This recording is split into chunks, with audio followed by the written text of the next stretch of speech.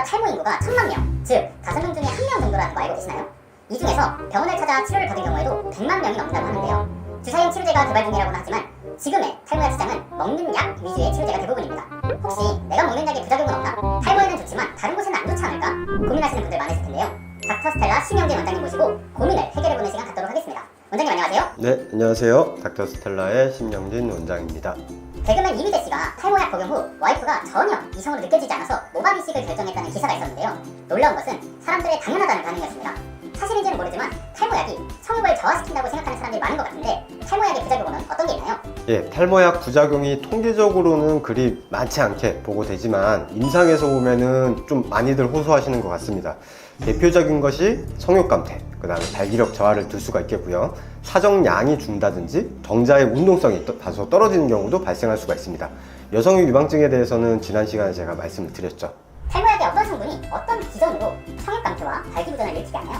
네, 탈모약 중에 대표적인 것이 5알파 환원효소 억제제죠. 지난 시간에 얘기를 드린 이게 테스토스테론이 디하이드로 테스토스테론, DHT로 변환되는 것을 막는 것입니다. 이 DHT가 강력한 성 호르몬으로 성인에서는 주로 전립선과 모낭에 작용하게 되는 것입니다. 이 5알파 환원효소 억제제가 DHT로의 전환을 막으면서 다른 뉴로스테로이드, 즉 성기능과 관련된 물질들에 영향을 준다는 것이죠.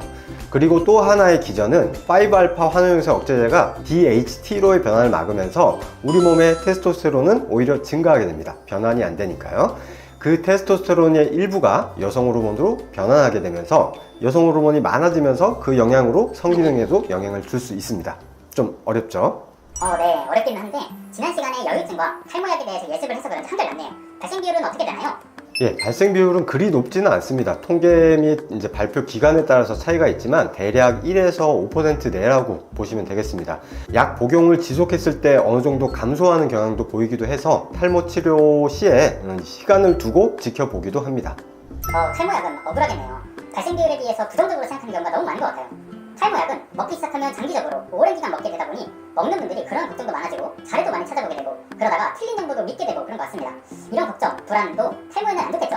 예, 지금 현재 탈모약 중에서 가장 연구가 많이 되어 있고 검증된 약이 이 5알파 환원효소 억제제라고 보시면 됩니다.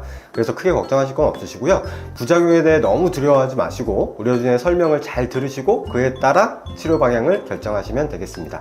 피디님 혹시 노시보 효과라고 들어보신 적 있으신가요? 아니, 노시보 효과는 뭔가요? 플라시보 효과는 들어봤습니다. 플라시보 효과는 많이 들어보셨죠? 약효가 전혀 없는 가짜약이나 치료법을 이제 긍정적으로 믿게 해서 심리적 요인에 의해서 병세가 호전되는 현상을 플라시보 효과라고 합니다.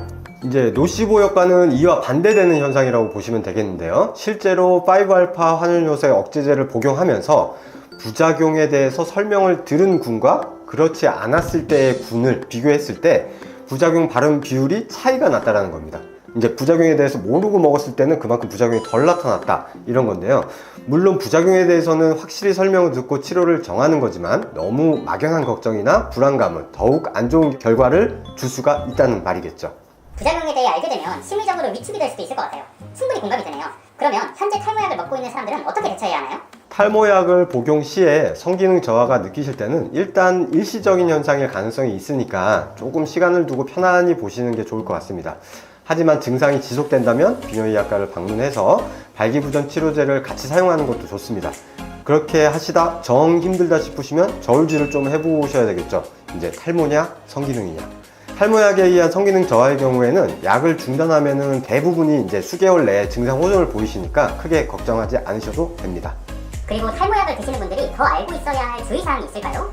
이제 탈모약이 전립선 성장에 관련된 물질을 차단하는 것 아까 설명을 드렸죠. 그러면서 이제 PSA라고 해서 또 어려운 말이 나오는데 전립선 특이 항원이라고 하는 수치도 감소를 시킵니다. 이 PSA라는 거는 전립선에서 분비되는 물질인데요. 전립선 암을 예측하는데 아주 중요한 검사입니다. 40세 넘어가시면 건강검진할 때 이 항목이 꼭 들어가게 되거든요. 그런데 이제 탈모약을 복용하게 되면은 한 6개월 정도 복용했을 때 이 PSA 수치가 반으로 줄어들게 되거든요. 그러면 건강검진할 때 PS 수치가 정상이다 하더라도 실제로는 문제가 있는 경우가 있고 이 때문에 전립선 암의 진단이 늦어질 수가 있어요. 그래서 탈모약을 복용할 때는 건강검진이나 이제 전립선 검사를 하게 됐다. 그러면은 꼭 의료진에게 그 말씀을 해주셔야 되시고, 그렇게 하면은 의사가 그 결과를 보정하여 결과를 해석하게 됩니다. 꼭 기억해 주세요. 네, 원장님 꼭 기억하겠습니다. 오늘도 좋은 정보 주셔서 감사합니다. 네, 감사합니다.